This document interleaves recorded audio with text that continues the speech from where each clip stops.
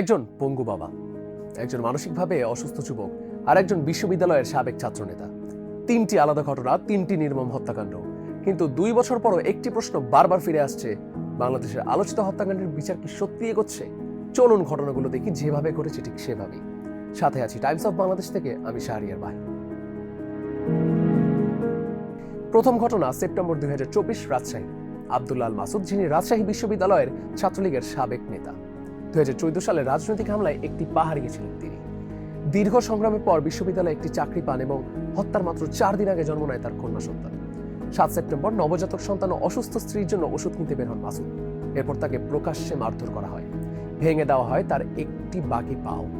পরে থানায় নেওয়া হয় এবং সামাজিক মাধ্যমে ছড়িয়ে পড়া ভিডিওতে আহত মাসুদকে বলতে শোনা যায়, আমি অনেক আগেই রাজনীতি ছেড়ে দিয়েছি ভাই। কিন্তু সেদিন রাতেই হাসপাতালে তার মৃত্যু হয়। পরিবার মামলা করলেও আসামিদের নাম দেওয়া হয়নি কোনো, এবং পরিবারের দাবি পুলিশই বলেছিল অজ্ঞাতনামা আসামি দিতে। প্রায় 2 বছর পরও তদন্তের দৃশ্যমান কোনো অগ্রগতি। দ্বিতীয় ঘটনা 18 সেপ্টেম্বর 2024 ঢাকা বিশ্ববিদ্যালয়। তোফাজ্জল হোসেন, যাকে মোবাইল চুরির অভিযোগে আটক করা হয় ফজলুল হক মুসলিম হলের একটি কক্ষে।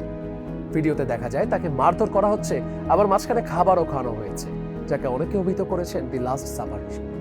তারপর আবার শুরু হয় নির্যাতন এবং সে সময় তাকে ক্রিকেট স্ট্যাম্প, লাঠি সবকিছুর আঘাতে রক্তাক্ত করা হয়। হাসপাতালে নেওয়ার পর চিকিৎসক তাকে মৃত ঘোষণা করেন। মামলা হয়, তদন্ত হয়, আদালতে 22 আসামির বিরুদ্ধে গ্রেফতারি পরোয়ানাও জারি করেন। কিন্তু অভিযোগ হলো, অনেক আসামি এখনো প্রকাশ্যে ক্যাম্পাসে চলাফেরা করছেন, কেউ ক্লাস করছেন, কেউ ছাত্র রাজনীতিতেও এখনো সক্রিয়, তবু গ্রেফতার হননি কেউ। তৃতীয় ঘটনা একই দিন 18 সেপ্টেম্বর 2024 জাহাঙ্গীরনগর বিশ্ববিদ্যালয়ে। শামীম মোল্লা গণ অভ্যুত্থানের পর ক্যাম্পাসে দেখতে পেয়ে একদল শিক্ষার্থী মারধর করে থাকে। সেই ঘটনাও ভিডিওতে ধারণ করা হয়। ভিডিওতে হামলাকারীদের পরিচয় স্পষ্ট দেখা গেলেও তদন্ত শেষ হয়নি আজও।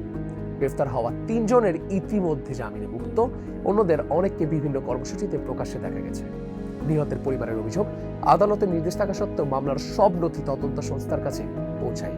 3টি হত্যাকাণ্ডেই রয়েছে ভিডিও প্রমাণ, রয়েছে প্রত্যক্ষদর্শী এবং তা নিয়ে আলোচনাও হয়েছে সামাজিক যোগাযোগ মাধ্যমে। কিন্তু এত কিছুর পরেও শেষ পর্যন্ত এই আলোচিত হত্যাকাণ্ডগুলোর কোনো বিচার হবে, নাকি মব ভায়োলেন্সেই আক্রান্ত হয়ে থাকবে এই দেশ? সে প্রশ্ন আজ রয়ে গিয়েছে আমাদের সবার মনেই।